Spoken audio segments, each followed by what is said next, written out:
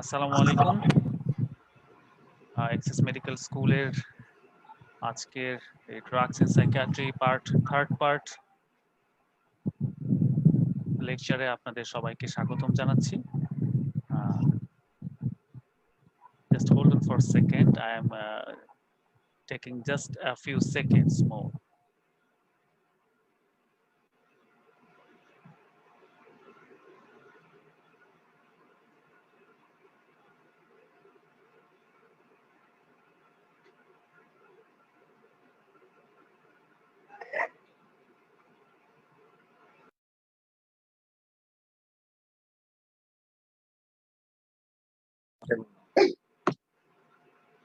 अरे तो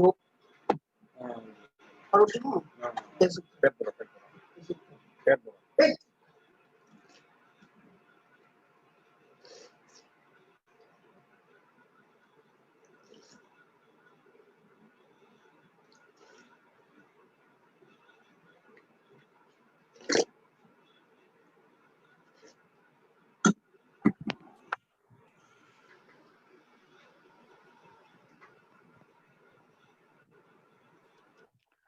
আজকে আমাদের আলোচনার বিষয় হচ্ছে drugs in psychiatry part 3 benzodiazepine.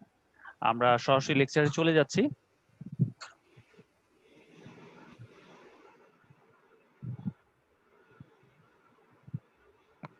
প্রথমে আমরা বেনজোডায়াজেপিন সম্পর্কে একটু আলোচনা করে নিই।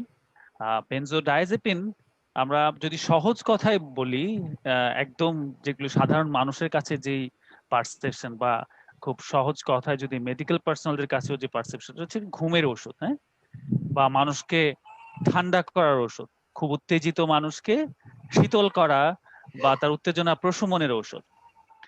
তো একটু চিন্তা করে দেখেন যে গত শতাব্দীতে কিন্তু যখন আমি আমার প্রথম অ্যান্টিসাইকোটিক লেকচারে বলেছিলাম যে তখন বিভিন্ন অ্যাসাইলাম যেগুলো মানুষ উন্মাদ বা মানসিক রোগীদের যে আশ্রম, সেখানে কিন্তু একটি বড় চ্যালেঞ্জ ছিল যে এই ভয়ঙ্কর উত্তেজিত রোগীদেরকে শান্ত করা, যেটি এখনো আমাদের বিভিন্ন মেডিকেল স্পেশালিটিতে, মেডিসিন বলেন, সার্জারি বলেন, বা সার্জারি বিভিন্ন ব্রাঞ্চ বলেন, ঠিক আছে, বা যে কোনো মেডিকেল স্পেশালিটিতে যখন একটি রোগী খুবই উত্তেজিত থাকে, সেটি তার ভীষণ ব্যথার জন্য হোক বা খুব ভয়ঙ্কর কোন রকম ভায়োলেন্ট বা অ্যাগ্রেসিভ পেশেন্ট হোক, সেটা সাইকিয়াট্রি বা সাইকিয়াট্রি কোনো পেশেন্ট বা অন্য ডিসিপ্লিনের পেশেন্টও হতে পারে, কিন্তু কোনো একটা ডেলিরিয়াস পেশেন্ট হোক, যখন খুবই অ্যাগ্রেসিভ বা খুবই ভায়োলেন্ট বা খুবই এজিটেটেড থাকে,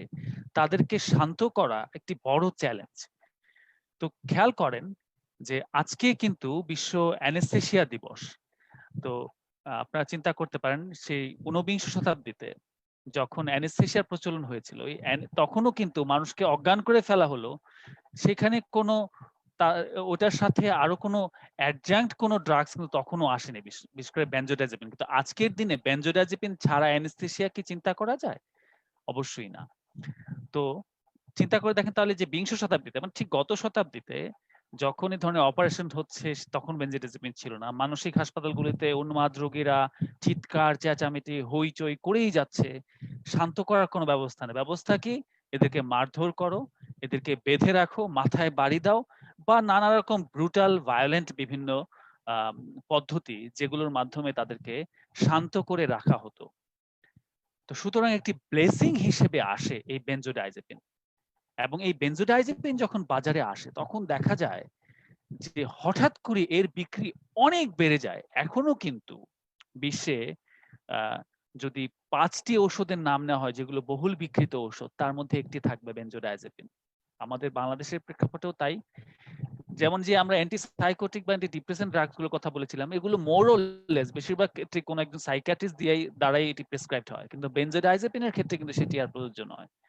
আপনি জেনারেল প্র্যাকটিশনার বলেন, কোয়াক বলেন, বা কোনো স্পেশালিস্ট বলেন, সবাই কিন্তু বেনজোডায়াজেপিন প্রেসক্রাইব করছে।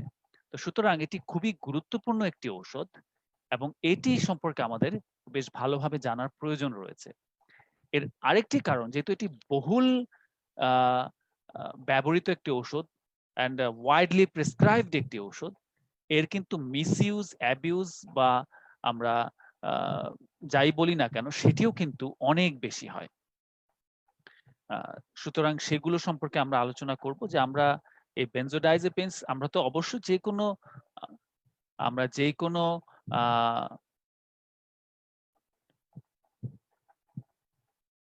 আমরা তো আসলে এই ধরনের ওষুধগুলো প্রেসক্রাইব করি আমরা যে বেনিফিশিয়ারি যে কোনো বেনিফিটের জন্য পেশেন্টের, কিন্তু আমাদের যে মেডিকেল এথিক্স তার একটি বড় কথা কিন্তু নন ম্যালিফিসেন্স, আমরা পেশেন্টের কোনো ক্ষতি করব না, এটি হচ্ছে প্রথম। হ্যাঁ, আমরা যে কোনো চিকিৎসা প্রদানের উদ্দেশ্যের মধ্যে প্রথমেই আসবে এই নন ম্যালিফিসেন্স, আমরা ক্ষতি করব না, তারপরে আমরা তার উপকার করার চেষ্টা করব। কিন্তু আমরা দেখা যায় যে বেনজোডাইজেপিন প্রেসক্রাইব করতে গিয়ে আসলে আমাদের এই আসল উদ্দেশ্যটি বিভিন্নভাবে ব্যাহত হয়। আমরা উপকার করতে যে পেশেন্টের বেনিফিটটা এনশিওর করতে গিয়ে অনেক সময় তাকে কিছুটা রিস্কে ফেলে দেই, তাদের কিছুটা ক্ষতির কারণ হয়ে দাঁড়ায়, বা কিছুটা না অনেক ক্ষেত্রে অনেক এবং দীর্ঘমেয়াদী ক্ষতির কারণ হয়ে দাঁড়ায় এই ভুল বেনজোডাইজেপিন প্রেসক্রিপশন। সেগুলো আজকে আমি আলোচনা করব। তার আগে কিছু ক্লিনিক্যাল বা ফার্মাকোলজিক্যাল কিছু ব্যাপার নিয়ে আলোচনা করছি বেনজোডাইজেপিনের। বেনজোডাইজেপিনসকে মূলত দুভাগে ভাগ করা হয়, একটা হচ্ছে লং অ্যাক্টিং বেনজোডাইজেপিনস, আরেকটা হচ্ছে শর্ট অ্যাক্টিং।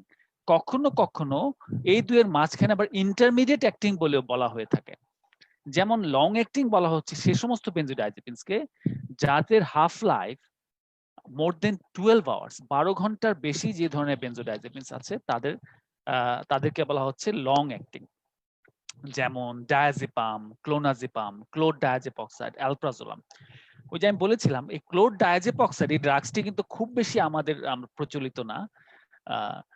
এটি একটি লং অ্যাক্টিং বেনজোডাইজেপিন, এবং ক্লোর ডায়াজেপক্সাইড হচ্ছে প্রথম বেনজোডাইজেপিন যেটি প্রথম আবিষ্কৃত হয় 1959 সালে, এবং তারপরে 1963 সালে আবিষ্কৃত হয় ডায়াজিপাম, যেটি এখন পর্যন্ত আসলে বেনজোডাইজেপিনের কোনো প্রোটোটাইপ যদি কোনো ড্রাগসকে বোঝানো হয় সেটি হচ্ছে ডায়াজেপাম, যেটা বাজারে সিডিল নামে খুব বেশি প্রচলিত।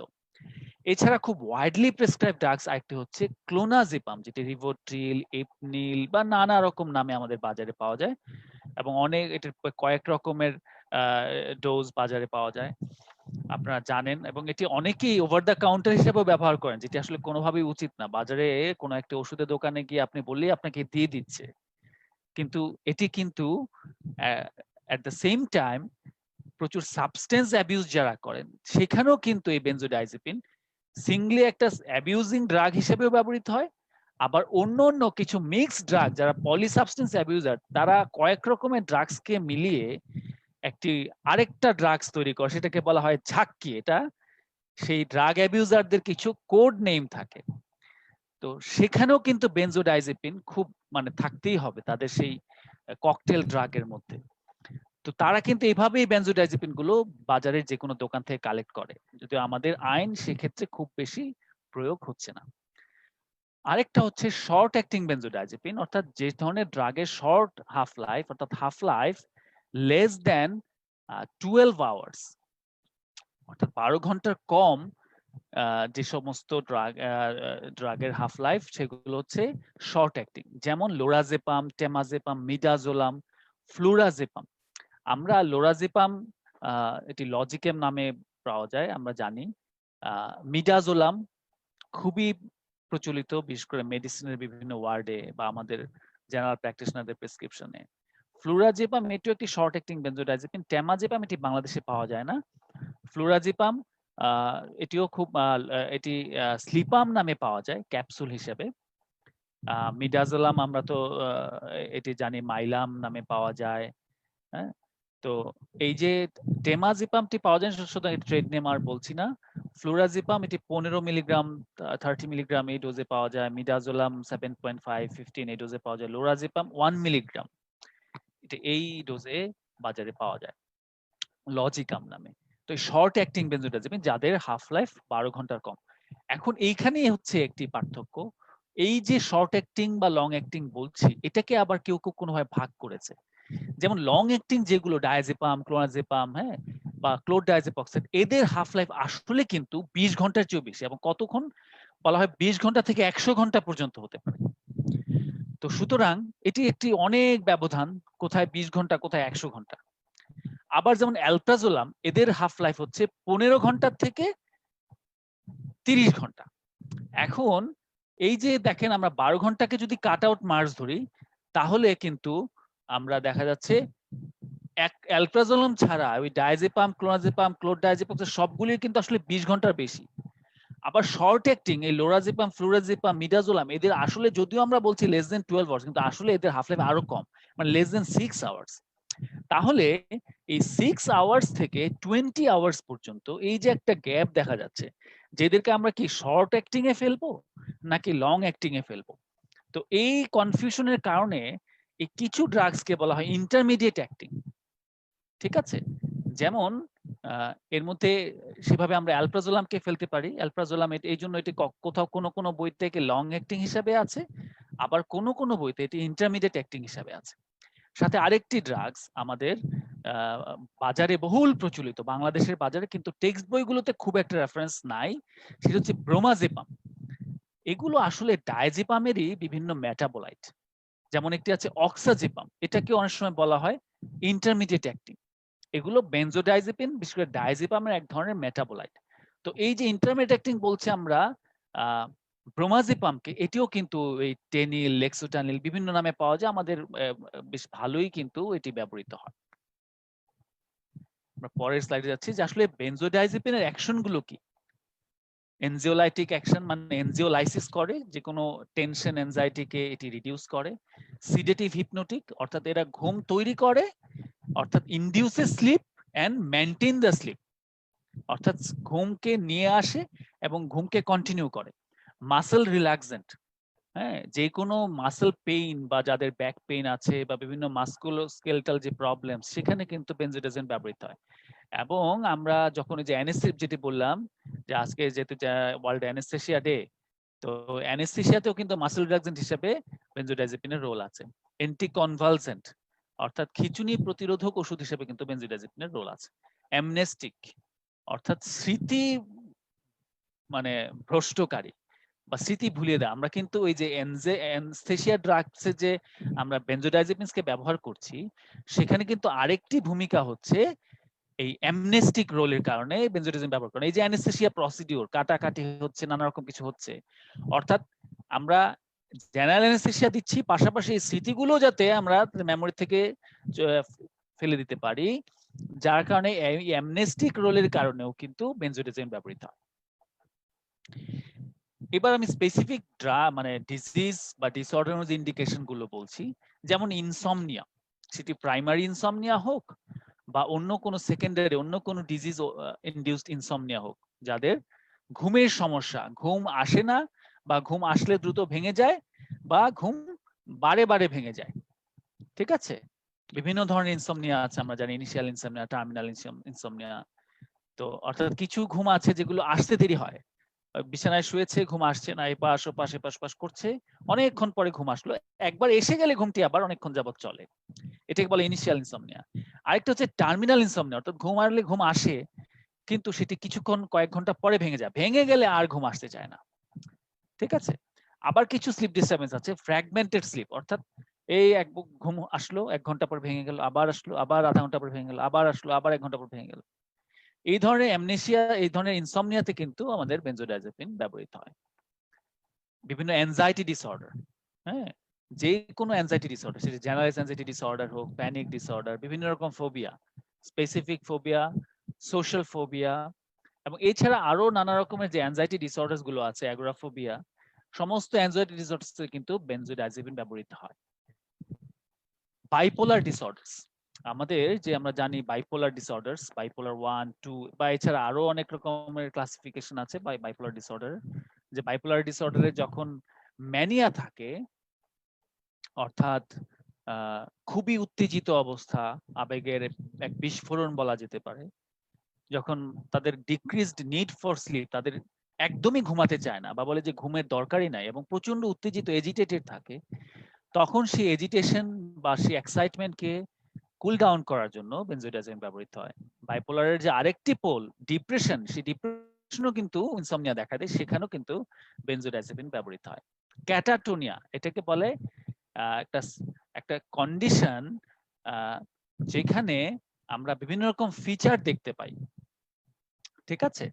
সেই ক্যাটাটোনিয়াতে বেনজোডাইজেপিন ব্যবহৃত হয়। ক্যাটাটোনিয়ার মধ্যে যেমন আমরা জানি স্টেরিওটাইপি এক ধরনের ক্যাটাটোনিয়া, ম্যানারিজম এক ধরনের ক্যাটাটোনিয়া, পশ্চারিং এক ধরনের ক্যাটাটোনিয়া, নেগেটিভিজম তার থাকে, গ্রিমেসিং থাকে, এই ধরনের আরো নানা রকম ইকোলালিয়া, ইকোপ্রেশন, নানা রকম ফিচার থাকে সেই ক্যাটাটোনিয়া। অর্থাৎ কোনো একটি মানে এটি এক ধরনের increased muscle tone which restricts flexion and extension. অর্থাৎ ক্যাটাটোনিয়া হচ্ছে শরীরের একটা কন্ডিশন যখন মাসলের টোন বেড়ে যায় এবং সেই মাসলের সেই নর্মাল যে বডির মুভমেন্ট ফ্লেকশন এক্সটেনশনকে বাধাগ্রস্ত করে, তেমন একটি কন্ডিশন হচ্ছে ক্যাটাটোনিয়া। সেই ক্যাটাটোনিয়া কিন্তু এটি আলাদাভাবে একটি ডায়াগনোসিস অথবা সিজোফ্রেনিয়া বা আরো সাইকোটিক ডিসঅর্ডারের একটি সিমটম হিসাবে আসতে পারে এই ক্যাটাটোনিয়া, ঠিক আছে? তো সেই ক্যাটাটোনিয়াতে এই বেনজোডাইজেপিন ব্যবহৃত হয়। এছাড়া একাথিসিয়া, একাথিসিয়া হচ্ছে এক্সট্রা পিরামিডাল সিমটমের একটি একটা বিশেষ ধরনের এক্সট্রা পিরামিডাল সিমটম, যেখানে খুব রেস্টলেসনেস ডেভেলপ করে এবং আমরা বলি যে এই রেস্টলেসনেস হচ্ছে অরিজিনেটেড ইন দ্য মাসল, অর্থাৎ restlessness in the muscle and the need to move the muscle or need to move the limb, ঠিক আছে? এইটাই হচ্ছে একাথিসিয়া। দেখা যাচ্ছে যখন একটি রোগী বলে যে, আমরা বলি যে এটি লেগ ফিলিং, সাধারণত পায়ে বেশি দেখা যায়, শরীরের অন্যান্য মাংসপেশিতে দেখা যেতে পারে, যে অ্যান্টিসাইকোটিক মেডিকেশন দেওয়ার পরে কখনো কখনো দেখা যায় যে কিছু সংখ্যক রোগীর খুব অস্থিরতা ডেভেলপ করে। দেখা যাচ্ছে প্রচন্ড অস্থির, তারা পা নাচাচ্ছে, অর্থাৎ পাকে স্থির রাখতে পারছে না, পা একবার উপর নিচ করছে, ক্রিস ক্রস করছে, উঠছে, বসছে, পা ঝাঁকাচ্ছে, এবং তাদের মনে, এটাকে আমরা বলি এই অস্থিরতাটা কিন্তু ব্রেনে উৎপত্তি না। আমরা অনেক সময় বলে থাকি যে অস্থিরতাটা মনের মধ্যে অস্থিরতা বা ব্রেনের মধ্যে অস্থিরতা, খুব অস্থির লাগছে, ছটফট, এটাকে বলে আমরা হেড ফিলিং। কিন্তু একাথিসিয়ার ক্ষেত্রে এটাকে আমরা বলি লেগ ফিলিং। অর্থাৎ এই একাথিসিয়া হলে মনে হচ্ছে যে পাটাকে নিজেই, পাটা অস্থির, পা নিজেই কাঁপছে, পা নিজেই ঝাঁকাচ্ছে, অর্থাৎ এখানে নিজের কোনো নিয়ন্ত্রণ নাই, পাটাকে না ঝাঁকালে ভালো লাগছে না, পায়ের মুভমেন্ট না করলে ভালো লাগছে না, মনে হচ্ছে যে পায়ের মধ্যে আলাদা একটা সেন্সেশন বা আলাদা একটা ফিলিংস তৈরি হয়েছে, এবং এই যে রেস্টলেসনেস, এটাকে আমরা বলি একাথিসিয়া। এই একাথিসিয়া ট্রিটমেন্টে কিন্তু বেনজোডাইজেপিন ব্যবহৃত হয়। এটি কিন্তু এক ধরনের extra pyramidal symptom which is induced due to antipsychotic medication. এবার বেনজোডাইজেপিনের মেকানিজম অফ অ্যাকশন আলোচনা করছি। আমরা জানি যে বেনজোডাইজেপিন এটি কাজ করে গাবা রিসেপ্টরের মধ্যে। গাবা রিসেপ্টরের সাব ইউনিট আছে বিভিন্ন রকম, আমরা এই ইয়াটাতে দেখতে পাচ্ছি, এই যে গাবার যে বিভিন্ন সাব ইউনিট, তার মধ্যে গাবা এ সাব ইউনিট যেটা, সেখানে বেনজোডাইজেপিনের জন্য স্পেসিফিক রিসেপ্টর সাইট আছে। তো বেনজোডাইজেপিন যখন সেখানে বসে তখন তৈরি হয় বেনজোডাইজেপিন গাবা রিসেপ্টর কমপ্লেক্স। এই যে বেনজোডাইজেপিন গাবা রিসেপ্টর কমপ্লেক্স, তো সেখানে বেনজোডাইজেপিন বসে আসলে কি করে, তারা গাবা মানে গামা অ্যামাইনো বিউটারিক অ্যাসিড, এটি আমাদের এক ধরনের নিউরোট্রান্সমিটার। আমাদের ব্রেনে তো এক্সাইটরি নিউরোট্রান্সমিটার আছে, আবার ইনহিবিটরি নিউরোট্রান্সমিটার আছে। তো গাবা হচ্ছে সেই প্রোটোটাইপিক ইনহিবিটরি নিউরোট্রান্সমিটার, যারা ব্রেনের অ্যাক্টিভিটি গুলিকে ইনহিবিট করে, রিডিউস করে, ব্রেনের এক্সাইটেশনকে রিডিউস করে। তো যখন এই গাবা রিসেপ্টর কমপ্লেক্সের মধ্যে, গাবা বেনজোডাইজেপিন রিসেপ্টর কমপ্লেক্সের সেই বেনজোডাইজেপিন রিসেপ্টর সাইটে যখন বেনজোডাইজেপিন বসে, তখন তার কাজ হচ্ছে গাবার অ্যাক্টিভিটিটাকে এনহ্যান্স করা, গাবার অ্যাক্টিভিটিটাকে বাড়িয়ে দেওয়া। তাহলে গাবা কি করে, গাবা যখন গাবা রিসেপ্টরে যখন গাবা বাইন্ড করে, তখন গাবা ক্লোরাইড চ্যানেল যেটা আমাদের নিউরাল মেমব্রেনে থাকে, সেই ক্লোরাইড চ্যানেলটাকে প্রোলংড ওপেন রাখে। তার মানে ক্লোরাইড চ্যানেল দিয়ে ক্লোরাইড বেশি সময় ধরে বের হয়ে যায়, এবং বের হয়ে গেলে কি হয় আমরা জানি যে আমাদের যে কোনো মেমব্রেন পটেনশিয়ালে, আপনাদের মনে আছে কিনা, তারপর আবার আমরা একটু রিক্যাপ করতে পারি, যখন সোডিয়াম প্রবেশ করে সেটাকে বলি আমরা ডিপোলারাইজেশন। অর্থাৎ একটা মেমব্রেন একটা রেস্টিং স্টেটে আছে, সেখানে সোডিয়াম যখন ঢুকলো তখন একটা আনস্টেবিলিটি তৈরি হয়, অর্থাৎ এটাকে ডিপোলারাইজেশন করা হলো। তার মানে মেমব্রেন বা ওই নিউরনটি এক্সাইটেড হলো, এবং আবার যখন ক্লোরাইড বের হয়ে যায়, পটাশিয়াম বের হয়ে যায়,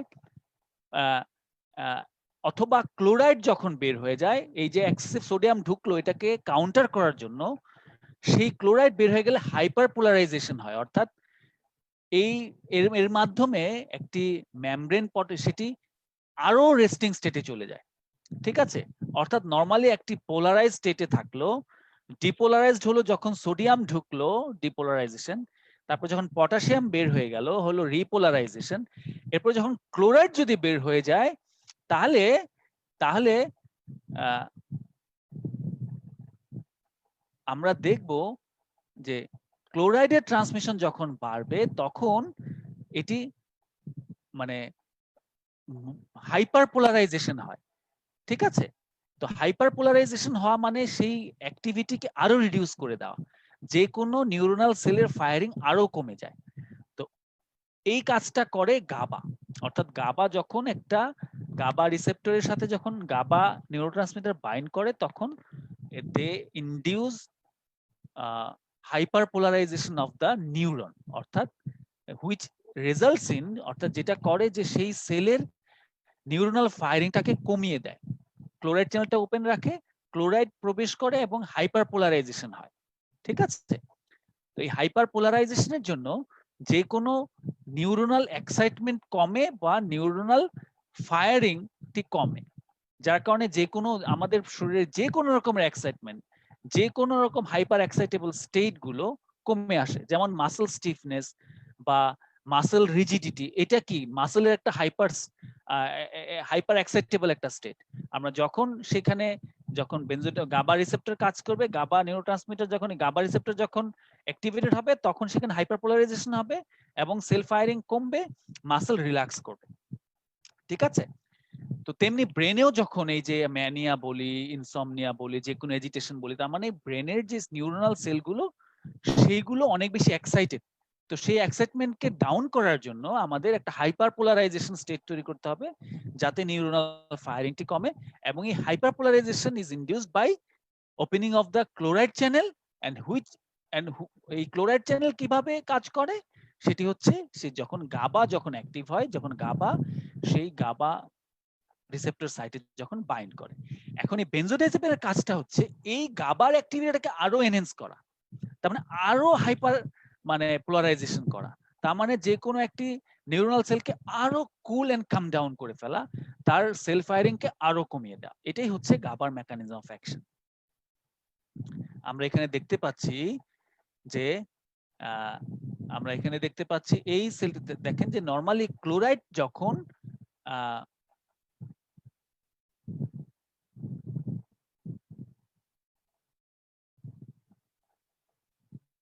আমরা এখানে দেখতে পাচ্ছি যে এই যে নরমালি যখন আমাদের সেল নরমাল যখন কন্ডিশন থাকে তখন কিন্তু যখন গাবা রিসেপ্টর যখন বাইন্ড করে না তখন ক্লোরাইড চ্যানেলটি বন্ধ থাকে।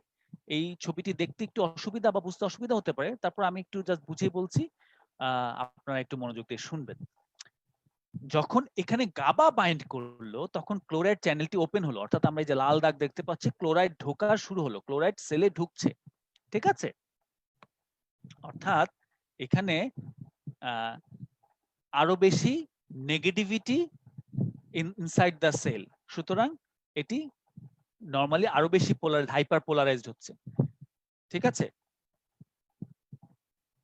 আমরা কি আমি জাস্ট এই ফাঁকে একটু আলোচনা করে নিচ্ছি যে যেগুলো বলেছিলাম যে বেসিক যদি কারো কোনো কনফিউশন থাকে সেটি আমরা যাতে এই ক্লাসের মাধ্যমে এই ধরনের ডিসকাশনের মাধ্যমে কিছু ক্লিয়ার করে ফেলতে পারি। আমরা জানি যে যে কোনো সেল আমরা যখন থিওরিটিক্যালি আলোচনা করি, ধরে নিচ্ছি সেলের বাইরে হচ্ছে পজিটিভিটি এবং ভেতরে হচ্ছে নেগেটিভিটি, এর মাধ্যমে একটা সেল একটা রেস্টিং স্টেটে থাকলো। যখন ভেতরে সোডিয়াম প্রবেশ করলো তার মানে ভেতরে কিন্তু নেগেটিভিটি ছিল, যখন সোডিয়াম প্রবেশ করলো সেখানে কি হলো, ভেতরে পজিটিভিটি বেড়ে গেল, মানে এটা এক ধরনের তার যে পোলারাইজড একটা কন্ডিশনে ছিল সেই পোলারাইজড কন্ডিশনটা ভেঙে গেল, তার মানে ডিপোলারাইজেশন হলো। এই যে ডিপোলারাইজেশন হলে মানে কি একটা মেমব্রেন রেস্টিং স্টেটে আছে, মানে এই রেস্টিং স্টেটটাকে আমি আনস্টেবল করে দিচ্ছি, তার আনস্টেবল হয়ে গেল মানে এক্সাইটেবল হয়ে গেল, সেই মেমব্রেন বা সেই নিউরনে একটা অ্যাক্টিভিটি শুরু হয়ে গেল, তার মানে ডিপোলারাইজেশন হলো। আবার যখন এই ভেতর থেকে সেলের ভেতর থেকে পটাশিয়াম বাইরে চলে গেল, সেটিকে বলি আমরা রিপোলারাইজেশন। অর্থাৎ অর্থাৎ ভেতরে কিছু পজিটিভিটি জমা হয়ে যে ডিপোলারাইজ হয়েছে, আমরা আবার কিছু পজিটিভ আয়নকে আবার বের করে দিয়ে সেলটিকে আগের অবস্থায় ফিরিয়ে আনার চেষ্টা করছি, সেটিকে বলছি রিপোলারাইজেশন। অর্থাৎ আবার তাহলে বাইরে পজিটিভিটি বেশি আর ভেতরে নেগেটিভিটি বেশি। ঠিক আছে, আমরা তাহলে সেলটাকে আবার রেস্টিং স্টেটে নিয়ে আসলাম।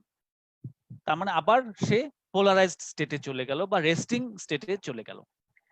যখন আবার আমরা বেশি করে ক্লোরাইড ভেতরে ঢুকবে, তার মানে ভেতরে তো এমনিতেই নেগেটিভিটি ছিল, ক্লোরাইড যেহেতু নেগেটিভ আয়ন, যখন সে আরো ঢুকলো তার মানে বেশি, যেমন ধরেন আরো বেশি নেগেটিভ আয়ন যখন ভেতরে থাকবে তখন এটি মোর পোলারাইজড অর্থাৎ হাইপার পোলারাইজেশন হবে।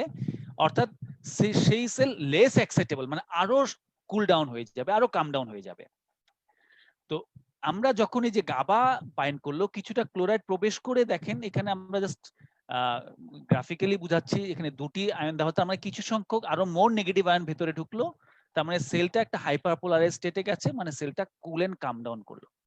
যখন বেনজোডাইজেপিন বাইন্ড করলো এই গাবা বেনজোডাইজেপিন রিসেপ্টর কমপ্লেক্সের বেনজোডাইজেপিন বাইন্ডিং সাইটে যখন বেনজোডাইজেপিন বাইন্ড করলো, তারা গাবার অ্যাক্টিভিটিকে আরো এনহ্যান্স করলো, তার মানে ক্লোরাইড আরো বেশি প্রবেশ করলো ভেতরে। আমরা দেখতে পাচ্ছি more chlorides and more negative ions which results in more polarization, that is more hyperpolarization of the membrane or neuronal cell, যার কারণে সেলে একটা হাইপারপোলারাইজ স্টেট তৈরি হয়। তার মানে কি সেই সেল নড়াচড়া আরো কমিয়ে দেয়, সেই সেলের এক্সাইটেবিলিটি আরো কমে যায়, মানে সেই সেলের যে নিউরনাল ফায়ারিং সেটি আরো কমে যায়, cool down and calm down একটা ইফেক্ট আমরা দেখতে পাই। যার কারণে এই যে এজিটেশন, রেস্টলেসনেস, অ্যাকাথিসিয়া বা মাসেল রিজিডিটি, আমাদের খুব মানে খুব হাইলি কনসিয়াস একটা স্টেট, এই সমস্ত কিছুকে কুল এন্ড কাম ডাউন হয়ে যায় যখন benzodiazepine binds with the benzodiazepine receptor at the GABA benzodiazepine receptor complex। আমি বোঝানোর চেষ্টা করেছি, আপনার যদি তারপরেও কোনো কনফিউশন থাকে then you can let me know. এবার আনওয়ান্টেড ইফেক্টস, আমরা বলছি যে এই যে বেনজোডাইজেপিন কাজ করলো, প্রত্যেকটাতে কিছু side effects, adverse effect, unwanted effects আমরা যাই বলি, more or less they are similar. সেখানে কি হয়, যেহেতু এটি মাসেলের নিউরনাল সেলে কাজ করে, নিউরনের উপরে কাজ করে, মাসেলের উপরে কাজ করে, সুতরাং যদি এর ডোজিং এ যদি আর এক একটি মানুষের ভালনারেবিলিটি এক এক রকম, ডোজিং এ যদি কিছু পার্থক্য থাকে, ডোজিং এ যদি কোন রকম আপস এন্ড ডাউনস হয়, তাতে কিন্তু কিছু রকম সাইড ইফেক্ট দেখা দিতে পারে, বা তার ক্লিনিক্যাল ইফেক্টের মধ্যেও কিন্তু ওই যে বললাম তার মেটাবলিজম এক এক রকম, অ্যাক্টিভ মেটাবোলাইট এক একটা মানুষের তার এনজাইমের উপরে ভিত্তি করে এক এক রকম হবে। হ্যাঁ, বা আমরা যদি বেশি ডোজ দিই কম ডোজ দিই এক এক রকম, সেগুলোর উপর ভিত্তি করে কিন্তু কিছু অ্যাডভার্স ইফেক্ট দেখা দেয়, যেমন অ্যাটাক্সিয়া অর্থাৎ আনস্টেবল অফ গেট, অ্যাটাক্সিয়া থাকতে পারে, অর্থাৎ স্টেবলি দাঁড়িয়ে থাকতে পারবে না। হ্যাঁ, তাদের এটাকে আমরা সহজ কথায় বলতে পারি অ্যাটাক্সিয়া।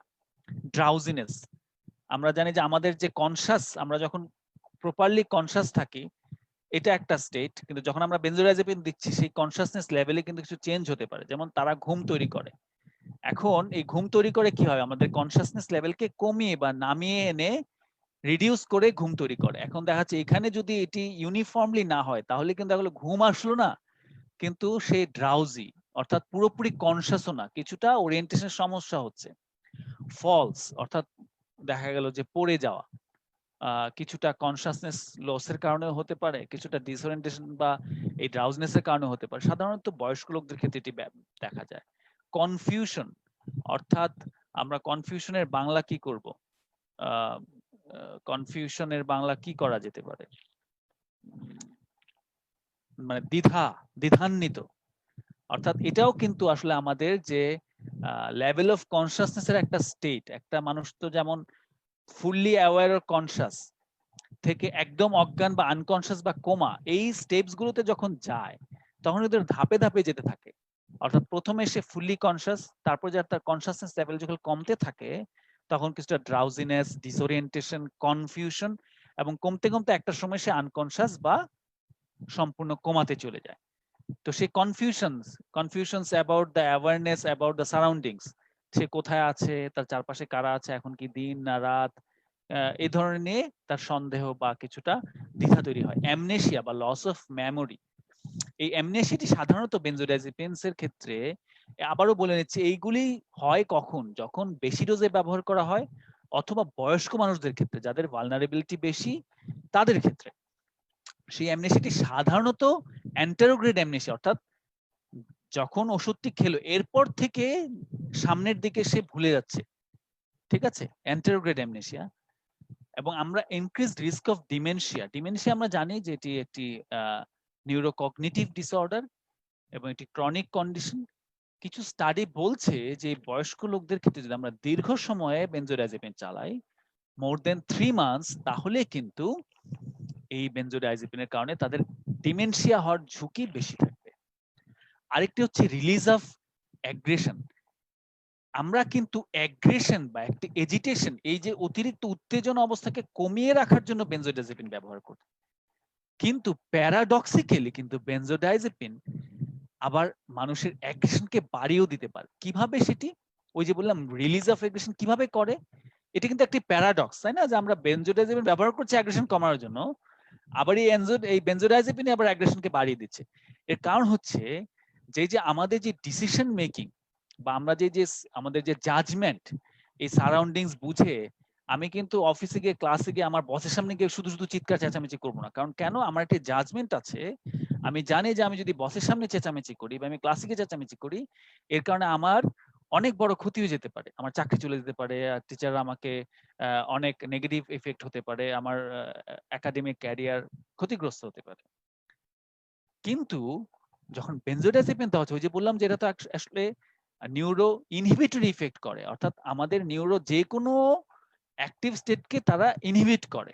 তো আমরা যে জাজমেন্ট, এটিও তো একটি ব্রেনের একটি অ্যাক্টিভ একটি ভূমিকা, কিন্তু যখন এই অ্যাক্টিভ ভূমিকা কমিয়ে ফেলা হচ্ছে তখন কিন্তু এক ধরনের জাজমেন্টাল প্রবলেমও দেখা দিতে পারে, যারা ক্রনিক বেনজোডাইজেপিন অ্যাবিউজার তাদের ক্ষেত্রে হতে পারে, বয়স্ক লোকদের ক্ষেত্রে হতে পারে, সেটা তাদের জাজমেন্টে কিন্তু প্রভাব ফেলতে পারে। যার কারণে এই যে জাজমেন্টকে যদি ইনহিবিট করে ফেলে, তখন কিন্তু তারা এই যে কোন পরিবেশে আমাদেরকে অ্যাগ্রেসিভ বা এজিটেটেড হওয়া যাবে, কোন পরিবেশে হওয়া যাবে না, এই যে আমাদের কিছু ইন্টারনাল জাজমেন্ট, এই জাজমেন্টে যদি চলে যায় তাহলে কিন্তু যেখানে সেখানে মানুষ অ্যাগ্রেসিভ হয়ে যেতে পারে, এবং যার কারণে তারা যত্রতত্র তাদের অ্যাগ্রেশন শো করে ফেলতে পারে, এবং যেটি হতে পারে এই ক্রনিক বেনজোডাইজেপিনের ব্যবহার বা বেশি ডোজে বেনজোডাইজেপিন ব্যবহারের ক্ষেত্রে। ঠিক আছে, এবার টক্সিক ইফেক্ট। যদিও আমরা জানি যে বেনজোডাইজেপিন বা বারবিচুরেট আসলে কিন্তু একসময় বারবিচুরেট প্রচুর ব্যবহৃত হতো, কিন্তু বারবিচুরেটের সাইড ইফেক্ট হচ্ছে, যদি barbiturate central nervous system depressant হিসেবে রেসপিরেটরি ডিপ্রেশন করতে পারে, হাইপোটেনশন করতে পারে, সিভিয়ার হাইপোটেনশন থেকে শক হয়ে যেতে পারে। এগুলো মূলত বারবিচুরেটের ইফেক্ট। বেনজোডাইজেপিনের ক্ষেত্রেও কিন্তু এই ইফেক্ট গুলো অনেক কম, যার কারণে কিন্তু বর্তমান বিশ্বে বারবিচুরেট আর তেমন বেশি ব্যবহৃত হয় না যতটা ব্যবহৃত হয় বেনজোডাইজেপিন। তো কিন্তু যদি বেনজোডাইজেপিনকে অনেক বেশি ডোজে ব্যবহার করা হয়, এই যে যেমন আমরা বেনজোডাইজেপিন একটি কমন ড্রাগ, কি ড্রাগ? বেনজোডাইজেপিন যারা সুইসাইডাল অ্যাটেম্প নিচ্ছে আমাদের ওয়ার্ডে, আমরা প্রায় মানে মেডিসিন ওয়ার্ডে এটি অনেক বেশি দেখা যায়, তাদের কিন্তু অন্যতম প্রধান অস্ত্র হচ্ছে বেনজোডাইজেপিন। ঠিক আছে, এই যেমন 5টি বা 10টি বেনজোডাইজেপিন ওষুধ খেলো, তাদের ধারণা যেটি খেলেই বোধহয় সে মারা যাবে, কিন্তু আমরা জানি যে বেনজোডাইজেপিন লিথাল ডোজ অনেক বেশি। তো এই যখন এত বেশি, কেউ যদি সেই লিথাল ডোজে বেনজোডাইজেপিন খায়, অর্থাৎ হয়তো 100টা সে ডাইজেপাম বা সিডিল ট্যাবলেট খেয়ে ফেললো, তখন সে মারা যাবে। কিভাবে মারা যাবে? ওই তখন এই যে অনেক বেশি ডোজে বেনজোডাইজেপিন ব্যবহার করা হলো, সেটি তখন তাদের রেসপিরেটরি ডিপ্রেস, রেসপিরেটরি সেন্টারকে ডিপ্রেস করবে, সাপ্রেস করে ফেলবে। তো রেসপিরেটরি সেন্টার এটাও তো ব্রেনের একটি সেন্টার, যেটি একটা, সেই সেন্টারকেও যদি মানে ইনহিবিট করতে হয় তাহলে অনেক বেশি ডোজে বেনজোডাইজেপিন দরকার। যদি সাধারণ আমরা দৈনন্দিন যেগুলো খেয়ে থাকি, যে ডোজে খেয়ে থাকি, ইভেন যারা অ্যাবিউজ করে তারাও যেসব ডোজে খেয়ে থাকে, তাদের কিন্তু ওই রেসপিরেটরি ডিপ্রেশনের সম্ভাবনা নাই। কিন্তু কখন যদি একদম লিথাল ডোজে কেউ খেয়ে থাকে তাহলে তাদের রেসপিরেটরি ডিপ্রেশন হতে পারে বা একদম হাইপোটেনশন হয়ে শকে চলে যেতে পারে। অথবা আরেকটি ব্যাপার আছে, সেটি হচ্ছে যারা অনেক হাই অ্যালকোহল অ্যাবিউজ যারা করে, অনেক অনেক হাই ডোজে যারা অ্যালকোহল খায়, ক্রনিক অ্যালকোহল অ্যাবিউজার, তাদের ক্ষেত্রে কিন্তু এমনিতেই অ্যালকোহলের মেকানিজম অফ অ্যাকশন কিন্তু অনেকটা বেনজোডাইজেপিনের মতোই। তাদের ক্ষেত্রে কিন্তু এমনিতেই এই নিউরোনাল সেলগুলো একটা ইনহিবিটরি ইফেক্টের উপর থাকে। সেই ক্ষেত্রে কিন্তু বেনজোডাইজেপিন লিথাল ডোজ যারা ক্রনিক অ্যালকোহল অ্যাবিউজার তাদের ক্ষেত্রে অনেক কম। অর্থাৎ একটা নন অ্যালকোহল অ্যাবিউজার বা যে অ্যালকোহল খায় না বা অ্যালকোহল অ্যাবিউজ করে না, তাদের যে লিথাল ডোজ, কিন্তু যারা অ্যালকোহল অ্যাবিউজ করে তাদের কিন্তু বেনজোডাইজেপিন লিথাল ডোজ অনেক কম। সুতরাং এটাকে সুতরাং কেউ যদি মানে যেটা বলে দুটো একসাথে মানে কো অ্যাবিউজ করে থাকে বেনজোডাইজেপিন এবং অ্যালকোহল, তাদের ক্ষেত্রে কিন্তু টক্সিক ইফেক্টটি অনেক অল্প ডোজেই হয়ে যেতে পারে। এবার আমি দুটি গুরুত্বপূর্ণ, শুরুতে আমি যেটি নিয়ে আলোচনা করেছিলাম যে এই যত্রতত্র বেনজোডাইজেপিন ব্যবহারের ফল আমরা কি দেখতে পাচ্ছি। আমরা দুটো জিনিস, একটি জিনিস দেখতে পাচ্ছি হচ্ছে ডিপেন্ডেন্স। এই শব্দটি আসলে মূলত ব্যবহৃত হয় সাবস্টেন্স অ্যাবিউজের ক্ষেত্রে, অর্থাৎ ড্রাগ অ্যাবিউজ যেটি সহজে আমরা যদি বলে থাকি, মাদকাসক্তি বা যে কোনো ধরনের আসক্তির ক্ষেত্রে ডিপেন্ডেন্স, যে নির্ভরশীলতা তৈরি হয়, যে কোনো যে প্রেশার ওষুধ খাচ্ছে, ডায়াবেটিসের ওষুধ খাচ্ছে, এগুলোতে কিন্তু আমরা এই শব্দটি ব্যবহার করছি না, কিন্তু বেনজোডাইজেপিন বা যে কোনো মাদক ক্ষেত্রে ব্যবহার করছি। কেন? কারণ তারা কিন্তু সরাসরি ব্লাড ব্রেন ব্যারিয়ার ক্রস করে ব্রেনের উপরে বা নিউরোনাল সেলের উপরে কাজ করে, এবং সেই সেলগুলো সেই রিসেপ্টরের উপর কাজ করে এক ধরনের নিউরো অ্যাডাপ্টেশন তৈরি করে। সেই অ্যাডাপ্টেশনের মাধ্যমে তারা এক ধরনের আসক্তি বা ডিপেন্ডেন্স বা নির্ভরশীলতা তৈরি করে। সেই নির্ভরশীলতার দুটো রকম আছে, একটি হচ্ছে টলারেন্স আর একটি হচ্ছে উইথড্রল। টলারেন্স কি, উইথড্রল এবং এগুলোর ইফেক্ট সম্পর্কে আমরা আজকে জানবো, এবং তার মাধ্যমে আমরা আজকের ওই ক্লাসের যে মেসেজটি সেটি পৌঁছে দেওয়ার চেষ্টা করব। টলারেন্স হচ্ছে this is a stage in which after repeated administration a drug produces a decreased effect or increased doses are required to produce the same effect. অর্থাৎ আসলে এটা হচ্ছে, যেহেতু বললাম নিউরোট্রান্সমিটার গুলো নিউরোনাল সেলের উপরে কাজ করতে করতে এক ধরনের ফ্যাটিগেবিলিটি ডেভেলপ করে সেই রিসেপ্টর গুলোর উপরে, যার কারণে দেখা যায় যে যেই পরিমাণ ড্রাগ ব্যবহার করা হচ্ছিল তাতে সেই রিসেপ্টর গুলো একসময় ফ্যাটিক হয়ে যায়। সুতরাং দেখা যাচ্ছে যে ওই পরিমাণ ড্রাগ ব্যবহার করলে আর আগের মতো ফল পাওয়া যাচ্ছে না। অর্থাৎ after repeated administration drug produce decrease effect, অথবা সেই আগে যে ইফেক্ট পাওয়া যেত সেই ইফেক্টটি পেতে হলে আরো বেশি পরিমাণে ড্রাগ বা সেই নিউরোট্রান্সমিটারের প্রয়োজন হয়। এটিকেই বলা হচ্ছে টলারেন্স। যেমন দেখা যাচ্ছে যারা ইয়াবা খায়, আগে একটি ইয়াবা খেয়ে তার নেশা হয়ে যেত, কিছুদিন পরে দেখা গেলো একটাতে হচ্ছে না, দুটো খাওয়া লাগছে, কিছুদিন পরে দুটাও না, 5টা খাওয়া লাগছে। অর্থাৎ শুরুতে একটাই ইয়াবাদে যে ইফেক্ট পেত, পরে 5টা ইয়াবা খেলে তার সে একই রকম ইফেক্ট হয়। সেম জিনিসটা আমরা কিন্তু বেনজোডাইজেপিনের ক্ষেত্রে দেখি। দেখা যাচ্ছে যে রিভোট্রিল বা ক্লোনাজিপামের ওষুধ যেগুলো সবচেয়ে বেশি অ্যাবিউজড হয়, আমরা বাজারে আমরা আমাদের ক্লিনিক্যাল এক্সপেরিয়েন্সে দেখতে পাচ্ছি। দেখা গেল যে আগে একজন খুব সহজে বলে, স্যার আমার ঘুমের সমস্যা, আমি আগে রিভোট্রিল 1টা করে খেতাম, এখন স্যার 2টা খাই, বা আগে 0.5 মিলিগ্রাম খেতাম, এখন স্যার 2 মিলিগ্রাম খাওয়া লাগে। অর্থাৎ তার কিন্তু টলারেন্স ডেভেলপ করে গেছে, অর্থাৎ আগের ডোজে আর হচ্ছে না, এখন ডোজ বাড়িয়ে দিতে হচ্ছে সেম ইফেক্টের জন্য। আরেকটা হচ্ছে উইথড্রল। উইথড্রলটি কি? This refers to a group of symptoms and signs that occur when a drug is reduced amount or withdrawn, which lasts for a limited time. অর্থাৎ এই যে সে একটি ড্রাগ ব্যবহার করছে, যে টলারেন্স ডেভেলপ করছে, সেটি কি, যে আগে একটা নির্দিষ্ট পরিমাণ ড্রাগ সে খেত বা বেনজোডাইজেপিন সে ব্যবহার করত, তাতে তার এক ধরনের ইফেক্ট হতো, দিন যাচ্ছে দেখা যাচ্ছে যে ওই অ্যামাউন্ট আর হচ্ছে না, সেটা ড্রাগের অ্যামাউন্ট বাড়াতে হচ্ছে, বাড়াচ্ছে। এখন কোনো এক সময় হঠাৎ করে বন্ধ করে দিল বা আবার কমিয়ে দিল, তাতে তার কিছু সাইড এন্ড সিমটমস হতে পারে। ঠিক আছে? অর্থাৎ সেই ড্রাগসটি যদি সে অ্যাব্রাপ্টলি বন্ধ করে দেয় অথবা ড্রাগস এর অ্যামাউন্ট যদি কমিয়ে দেয়, তাহলে কিছু সাইন এন্ড সিমটম ডেভেলপ করতে পারে, যেটা খুব স্বল্প সময়ের জন্য থাকে। সেটিকে বলা হচ্ছে উইথড্রল সিমটমস। এই টলারেন্স এবং উইথড্রল হচ্ছে টু ফিচার্স অফ ডিপেন্ডেন্স। অর্থাৎ কারো যদি টলারেন্স ডেভেলপ করে বা উইথড্রল ডেভেলপ করে, তাহলে আমরা বলবো যে ওই ড্রাগে তার ডিপেন্ডেন্স হয়েছে, অর্থাৎ নির্ভরশীলতা বা আসক্তি তৈরি হয়েছে। এখন বেনজোডাইজেপিনের ক্ষেত্রে কিভাবে হয় সেটি দেখা যায়, শর্ট অ্যাক্টিং বেনজোডাইজেপিন যেগুলো, সেগুলো বন্ধ করে যদি অ্যাব্রাপ্টলি কেউ বন্ধ করে, তো বন্ধ করার 2 থেকে 3 দিনের মধ্যেই এই উইথড্রল সিম্পটম দেখা দেয়। এবং লং অ্যাক্টিং বেনজোডাইজেপিন যেগুলো, সেগুলো বন্ধ করার 7 দিনের মধ্যে এই উইথড্রল সিম্পটম দেখা দেয়। কারণ উইথড্রল সিম্পটম কি সবারই দেখা দেয়? না।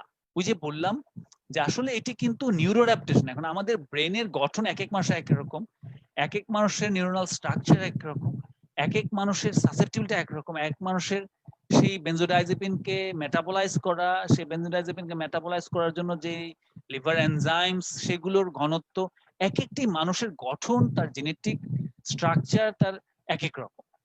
কিন্তু মোরলেস বেশিরভাগ মানুষ, অন্তত 50% মানুষের ক্ষেত্রে কিন্তু দেখা যায় যারা এই ক্রনিক বেনজোডাইজেপিন লম্বা সময়ের জন্য ব্যবহার করে তাদের এই ডিপেন্ডেন্স ডেভেলপ করে, এবং সেটি আরো প্রকট হয় বয়স্ক মানুষদের ক্ষেত্রে। তাদের ক্ষেত্রে কিন্তু বেশি, এই পার্সেন্টেজটা মোর দেন 50%। এখন উইথড্রল সিমটমসটা আমরা সহজেই বুঝবো কিভাবে, অর্থাৎ যেই অসুখের জন্য বা যেই সিমটমটাকে কমানোর জন্য বেনজোডাইজেপিন ব্যবহার হয়েছিল, সে ফর এক্সাম্পল অ্যাংজাইটি কমানোর জন্য আমি বেনজোডাইজেপিন দিলাম, তার অ্যাংজাইটি কমলো, এবং এই আমি মজা পেয়ে সেই বেনজোডাইজেপিনকে একটা লম্বা সময় ব্যবহার করলাম, লম্বা সময় ব্যবহার করার পর হঠাৎ করে বেনজোডাইজেপিন কমিয়ে দিলাম বা বন্ধ করে দিলাম, তাহলে কিছু সাইন সিম্পটম দেখা দিলাম। কোন সাইন সিম্পটম দেখা দিবে? সেটা হচ্ছে যেই সিম্পটম কমানোর জন্য বেনজোডাইজেপিন ব্যবহার হয়েছিল সেটাই বেড়ে যাবে, অর্থাৎ একটা রিবাউন্ড ফেনোমেনা এখানে দেখা যাচ্ছে।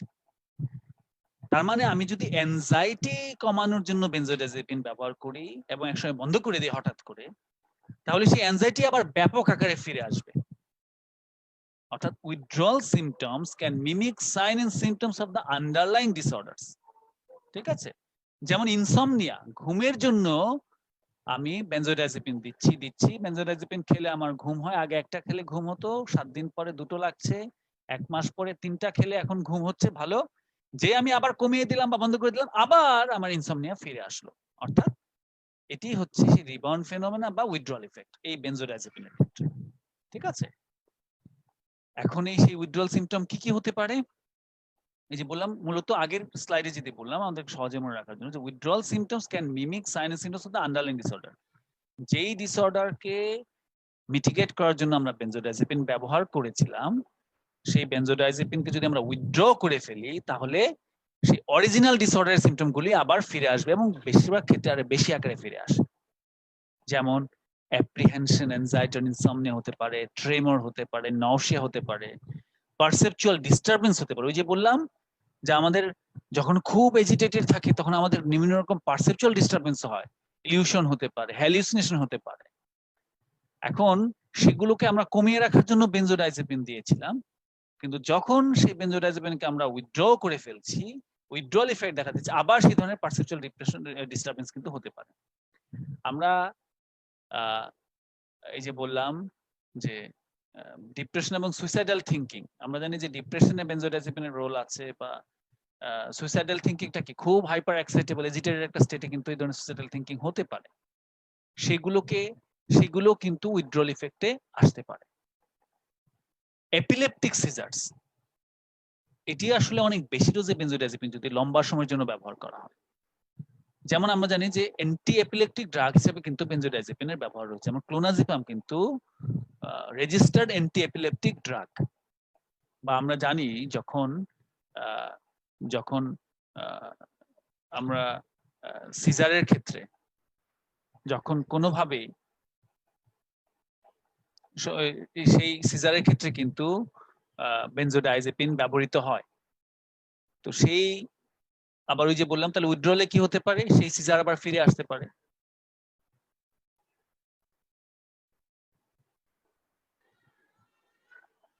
যেমন স্ট্যাটাস এপিলেপটিকাস, আমরা কিন্তু দেখা যাচ্ছে যে আমরা কি করছি, একদম শেষ মানে ইনটিউবেট করার আগের ড্রাগস হচ্ছে মানে ডায়াজিপাম, আইভি ডায়াজিপাম। তো সেই আইভি ডায়াজিপাম যখন আমরা ব্যবহার করছি, রিপিটেড আইভি ডায়াজিপাম আমরা ব্যবহার করছি, তার মানে কি নিউরোনাল ফায়ারিং বা নিউরোনাল ফায়ারিংটি কমিয়ে রাখার জন্য। তো সুতরাং বেনজোডাইজেপিন কিন্তু অ্যান্টি এপিলেপটিক হিসেবে ব্যবহৃত হচ্ছে। তো সেই anti epileptics, excuse me, just hold.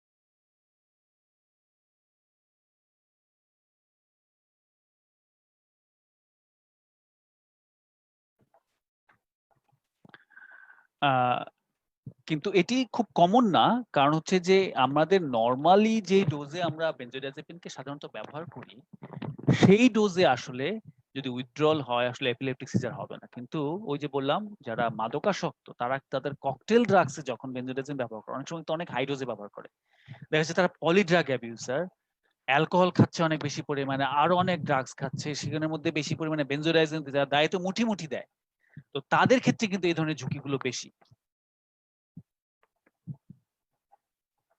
বিশেষ করে যারা অ্যালকোহল ডিপেন্ডেন্ট, অনেক লম্বা সময় ধরে অ্যালকোহল খাচ্ছে, তাদের ক্ষেত্রে এসব ঝুঁকি আরো অনেক বেশি। আজকে আমার স্লাইড এগুলোই ছিল। মূলত আমার আজকে ক্লাস রিলেটেড কথাবার্তা এখানেই বেনজোডাইজেপিনের ক্ষেত্রে শেষ, কিন্তু আমি আজকে দুটো মেসেজ আপনাদের কাছে পৌঁছে দিতে চাই। সেটি হচ্ছে, এই যে আমরা উইথড্রল সিমটম নিয়ে আলোচনা করলাম, ডিপেন্ডেন্স নিয়ে আলোচনা করলাম, তাহলে খেয়াল করে দেখেন আমরা এখানে কি করছি। আমরা এখানে ওই নন ম্যালিফিসেন্সটি কিন্তু রাখতে পারছি না।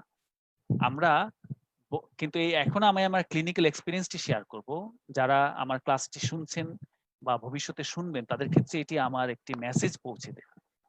আপনারা বেশ মনোযোগ সহকারে এটি শুনবেন। আজকে আমার ক্লাসে যদি কোনো কথাও না মনে রাখতে পারেন, এই কথাটা অন্তত মনে রাখবেন। সেটি হচ্ছে যে এই নন ম্যালিফিসেন্সটি কিন্তু আমাদেরকে এনশিওর করতে হবে। তারপরে আসবে বেনিফিসেন্স বা বেনিফিট অফ দ্য পেশেন্টস। এখন তাহলে নন ম্যালিফিসেন্সের ক্ষেত্রে আমরা কি করতে পারি? খেয়াল করেন যে এই যে আমরা একটি রোগের আমরা প্রায় প্রেসক্রিপশন দেখতে পাই, দুঃখজনক হলেও সত্য, এটি মেডিসিন স্পেশালিস্ট বলেন, যে কোনো মেডিসিনের সাব স্পেশালিটি বলেন, জেনারেল প্র্যাকটিশনার তো বটেই, সার্জারি বলেন, গাইনি বলেন, যে কোনো স্পেশালিটিতে আমরা দেখা যায় যে একটি বেনজোডিয়াজেপিন প্রেসক্রিপশন থাকে মোর অর লেস। কারণ আমাদের যে কোনো রোগী যখন ডাক্তারের কাছে যায় কমনলি সে কিছু সিমটমস বলে, যে কোনো স্পেশালিটিতে যাক না কেন, হয় ঘুমের সমস্যা বা একটু টেনশন বা একটু কেমন শরীর ম্যাজম্যাজ করে, তো তারা সবাই একটি বেনজোডিয়াজেপিন দিয়ে দেয়, হয়তো ট্যাবলেট রিভোট্রিল, ট্যাবলেট পেইজ, ট্যাবলেট এপিট্রা 0.5 মিলিগ্রাম 001 চলবে। এই যে চলবে দিয়ে দেয়, এই চলবের ফলশ্রুতিতে কিন্তু সেই রোগী এই ওষুধটি খেতেই থাকে। আমাদের বাংলাদেশে খুব শিক্ষিত মানুষ ছাড়া, খুব শিক্ষিত মানুষদের মধ্যে অনেক প্রবলেম আছে, আমি বলবো সচেতন মানুষের সংখ্যা কিন্তু খুবই কম। সুতরাং বেশিরভাগ মানুষ দেখা যায় যে তারা নিয়মিত ডাক্তারের কাছে ফলো আপ করে না। ফলো আপ প্রেসক্রিপশনও আমরা দেখতে পাই যে আমাদের সম্মানিত চিকিৎসকবৃন্দ এই চলবে কথাটি লিখে দেন। দেখা যায় যে একজন মানুষ যদি একটি বেনজোডিয়াজেপিন ওষুধ স্টার্ট করে, দেখা যাচ্ছে সে মাসের পর মাস, কোন এক ক্ষেত্রে দেখা যায় বছরের পর বছর চালিয়ে যাচ্ছে, এবং এই মাসের পর মাস, বছরের পর বছরে যখন চালিয়ে যায় তখন কিন্তু তাদের এই ডিপেন্ডেন্স ডেভেলপ করে, মানে টলারেন্স, এবং টলারেন্স থেকে এবং সাথে সাথে উইথড্রল কিভাবে হয়। এই রোগীগুলি দেখা যাচ্ছে তাদেরকে দিল পেজ 0.5 মিলিগ্রাম বা 1 মিলিগ্রাম 001 রাতে একটা করে চলবে, সে চালাতে থাকে, দেখা যাচ্ছে তার কিছুদিন ঘুম হয়, একটু ভালো লাগে, একটু ফুরফুরা লাগে, সে খেতে থাকে আর ডাক্তার কাছে যায় না। ডাক্তার কাছে গেলেই তো তাদের কাছে তাদের ভাষায় অনেক টাকা ভিজিট রেখে দিবে, ডাক্তারের কাছে গেলে তাদের ভিজিটটা অনেক বড় মনে হয়। তো এই যে যায় না লম্বা সময় ধরে, এবং গেলে ওই ডাক্তার সাহেবরা ওই চলবেই কথাটি আর তোলেন না সাধারণত, তো দেখা যায় যে একটা সময় সে দেখে যে একটা খেলে প্রথম কিছুদিন বা কয়েক সপ্তাহ বা কয়েক মাস ভালোই ঘুম হচ্ছিল বা ভালোই ফুরফুরা লাগছিল, এরপরে একটা ওষুধ আর কাজ হচ্ছে না, কেমন যেন আগের মতো আর ফুরফুরা লাগছে না, আগের মতো ঘুম হচ্ছে না, তখন সে নিজে নিজেই বাড়িয়ে দেয়, একটা জায়গায় 2টা খায় বা 0.5 এর জায়গায় 1 খায়, 1 মিলিগ্রামের জায়গায় 2 মিলিগ্রাম খায়। ওষুধের দোকানে যায়, ওষুধের দোকানদার বলে ও এটাতে কাজ হচ্ছে না, আচ্ছা ঠিক আছে আপনি 2 পাওয়ারের খেয়ে দেখেন, খান।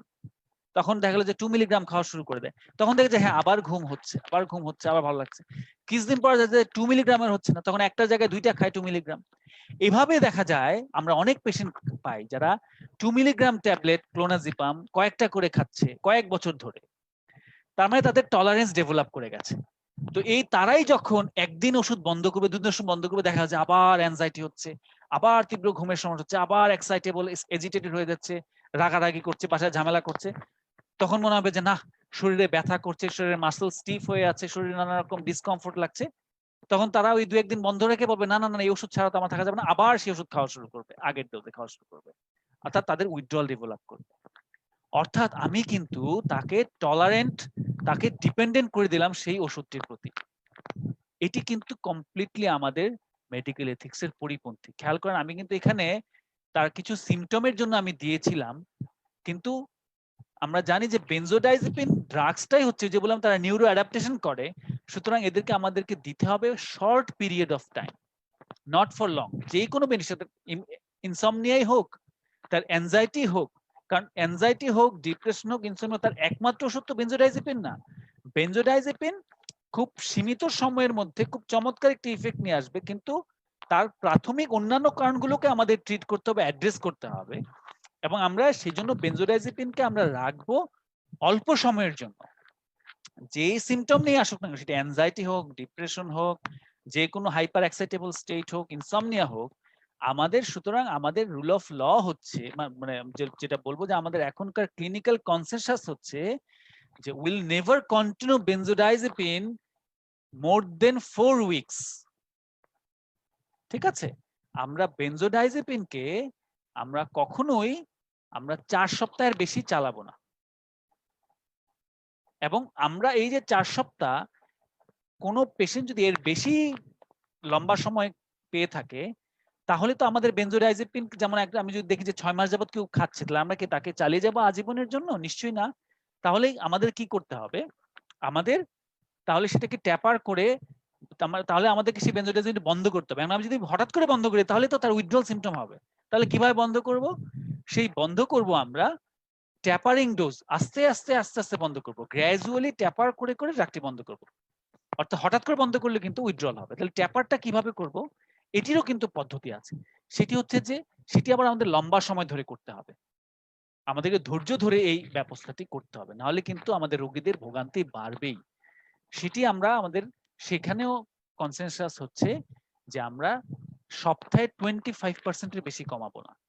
তার মানে সপ্তাহে যদি 25% করে কমাই, তাহলে মোটামুটি তাকে ড্রাগটি বন্ধ করতে মিনিমাম 4 সপ্তাহ, মানে 1 মাসের মতো সময় লাগবে। তার মানে এখন একটি লোক দেখা যাচ্ছে সে 2 মিলিগ্রাম ক্লোনাজিপাম 3টা করে ট্যাবলেট খাচ্ছে কয়েক বছর ধরে তার ঘুমের সমস্যার জন্য।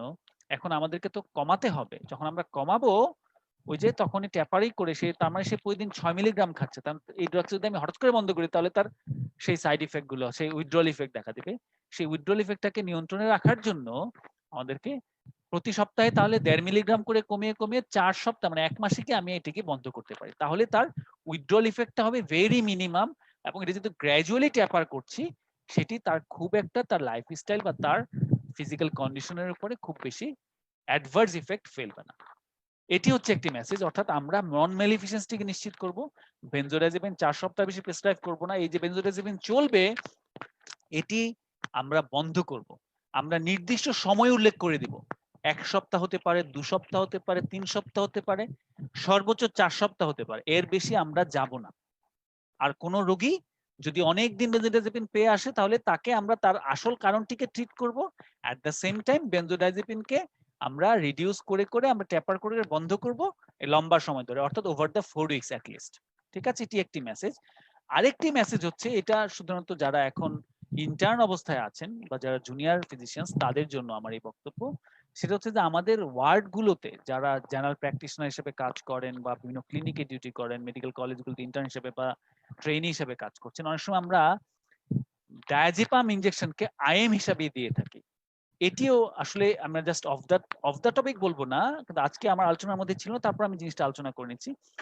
আমরা বেনজোডাইজেপিনের আমরা ডায়াজিপাম যখন আমরা দিচ্ছি, সেটি ডায়াজিপামকে আমরা ওরালি দিতে পারি অথবা যদি সিভিয়ার এজিটেটেড থাকে, যে অনেক উত্তেজিত রোগী, বা ওই যে আমরা বললাম স্ট্যাটাস এপিলেপটিকাসে যখন আমরা দেই, বা আমার ইমিডিয়েট কামিং ইফেক্ট দরকার, তাহলে আমরা আইভি দিব, কিন্তু আমরা আইএম দিব না। কেন দিব না? কারণ আসলে বেনজোডাইজিপিন, বিশেষ করে ডায়াজিপাম আইএম এ তেমন রোল নাই। আইএম এ দিলে আমরা যখন ওরালি দিচ্ছি, সেটি আমরা ওই যে বললাম হাফ লাইফ 20 থেকে 100 ঘন্টা, তার মানে এটি কিন্তু একটা নির্দিষ্ট পরিমাণে খেলো, এটি অ্যাবজর্ভ হলো, সেটি তারপরে তার ক্লিনিক্যাল ইফেক্ট শুরু হবে, আস্তে আস্তে সেটা তার পিকে যাবে, তারপরে এটার ইফেক্ট কমতে থাকবে, এক সময় বডি থেকে এলিমিনেট হবে। এটা ইউনিফর্মলি ডিস্ট্রিবিউটেড, অর্থাৎ এটার একটা তার কোর্সটা সে ফলো করবে। আবার আইভি যখন দিব, ইমিডিয়েট ইফেক্ট, একদম ইমিডিয়েট, রোগী এই চিৎকার করছে, করতে করতে সে ঘুমিয়ে যাবে বা শান্ত হয়ে যাবে। কিন্তু আমরা যখন আইএম দিচ্ছি, সেটা কি হচ্ছে, মাসলে জমে থাকছে, মাসল থেকে গ্র্যাজুয়ালি সে রিলিজ হচ্ছে, রিলিজ হয়ে সে ব্লাডে যাবে, তারপরে তার ক্লিনিক্যাল ইফেক্টটা দেখতে পাবো। এখন এই যে মাসল থেকে যে ব্লাডে যাবে, কতক্ষণে যাবে এটা কিন্তু নিশ্চিত না, বিশেষ করে ডায়াজিপামের ক্ষেত্রে। সুতরাং দেখা যাচ্ছে এতে কিউমুলেটিভ ইফেক্ট দেখাইতে পারে, অর্থাৎ এখন দিচ্ছি, এখন কোনো খবর নাই, রিলিজ হচ্ছে না, হঠাৎ করে দেখা গেল এমন এক সময় এসে দেখা গেল যে আমি তাকে রাতে দিলাম, রাতে এইটা এই মাসেলেই জমে থাকলো, তার কোনো ইমিডিয়েট সারা রাত ঘুমালো না, সকালবেলা হঠাৎ করে সে ঘুমিয়ে পড়লো, কারণ ইমিডিয়েট সকালবেলা হঠাৎ করে দেখা যাচ্ছে সে মাসেল থেকে একটা বেশ অংশের ঔষধ রিলিজ হয়ে ব্লাডে প্রবেশ করে গেছে। তার মানে আমি যখন আমার ক্লিনিক্যাল ইফেক্টটি চাচ্ছি, তখন কিন্তু ক্লিনিক্যাল ইফেক্টটি পাচ্ছি না। একটি মানুষকে আমরা ঘুমের ওষুধ দিব কখন? রাতের ঘুমের জন্য মূলত, নিশ্চয়ই দিনের বেলা ঘুমিয়ে থাকবে, ডে টাইম স্লিপিনেস হবে, ড্রাউজনেস, সেটার জন্য তো আমরা দেবো না নিশ্চয়ই। তাহলে এই ক্ষেত্রে আমরা যখন আইএম ইনজেকশন সিডিল বা ডায়াজিপাম দিব, তাতে কিন্তু এই ধরনের ইফেক্ট দেখা দিতে পারে। তো যার কারণে আমরা যখন ডায়াজিপাম প্রেসক্রাইব করব সিডিল, আইদার ওরালি দিব অথবা আইভি দেব। যদি আমাদের ইমিডিয়েট ইফেক্ট দরকার হয়, আমরা আইভি দিব, যে আইভি ডিস্টিল ওয়াটারের সাথে মিক্স করে আমরা ভেরি স্লোলি দিব ওভার 5 to 10 মিনিটস। আসলে আমরা যদিও ওভার 5 to 10 মিনিটস বলি, কিন্তু একটা ইনজেকশনকে 5 থেকে 10 মিনিট ধরে দেওয়া তো আমরা পাম্প থাকলে দিতে পারি, কিন্তু ইনফিউশন পাম্প যদি থাকে, আদারওয়াইজ তো আমাদের ম্যানুয়ালি দিতে গেলে আসলে 10 মিনিট ধরে দেওয়া তো থিওরিটিক্যালি আমরা লিখি, কিন্তু বাস্তবে আমরা আসলে অনেক ধীরে ধীরে, সিস্টাররাই দেয়, তবে খুব আমরা ভেরি স্লোলি দিব। খুব হঠাৎ করে দিলে কিন্তু এটি র্যাপিডলি ব্লাডে চলে যাবে, সেক্ষেত্রে কিন্তু ওই যে রেসপিরেটরি ডিপ্রেশন বা এই ধরনের সাইড এফেক্ট হতে পারে। আর যদি আমরা যদি আমাদের রেগুলার ইফেক্ট দরকার, আমরা একটু ওরালি দিব, কিন্তু আইএম দেব না। এই দুটি ছিল আজকে আমার কথা। আর আজকে যে ড্রাগস ইন সাইকিয়াট্রি পার্ট 3 তে আমরা বেনজোডাইজিপিন নিয়ে আলোচনা করেছি। আমার মনে হয় যে আজকে অন্তত আমরা এই নন ম্যালিফিসেন্সের সেই মেসেজটা আমরা নিয়ে যাব। বেনজোডাইজিপিন বাই আমরা কখনোই অনির্দিষ্টকালের জন্য দিব না, আমরা নির্দিষ্ট সময় উল্লেখ করে দেবো, এবং সেটি নট মোর দেন 4 উইকস। আজকে আমার ক্লাস এখানেই শেষ হচ্ছে, আজকে এখানেই থামতে চাই। যদি আপনাদের কারো কোনো প্রশ্ন থাকে, আপনারা আমাকে ইনবক্স করতে পারেন, আমাকে জানাতে পারেন, আমরা সেগুলো পরবর্তী ক্লাসে আলোচনা করতে পারি, বা এই আপনাদের কোশ্চেন গুলো নিয়ে আরেকটি কোশ্চেন অ্যান্সার সেশনের জন্য আরেকটি ক্লাস অ্যারেঞ্জ করতে পারি। এই হচ্ছে আমার আজকের ক্লাস। আপনারা সবাই ভালো থাকবেন। আশা করি সামনের ক্লাসে আপনাদের সাথে সবার দেখা হবে, আপনাদের সবার সাথে দেখা হবে। ততক্ষণ পর্যন্ত শুভরাত্রি এবং বিদায়। নেক্সট ক্লাসে আমরা ড্রাগস ইন সাইকিয়াট্রি পার্ট 3 আলোচনা করব। এরপরে আমরা আরো যেসব ক্লিনিক্যাল ডিসঅর্ডার গুলো আছে সাইকিয়াট্রিতে, সেগুলোতে ধাপে ধাপে আমরা যাব। আশা করি আপনারা সবাই থাকবেন। ধৈর্য ধরে শোনার জন্য আপনাদেরকে ধন্যবাদ।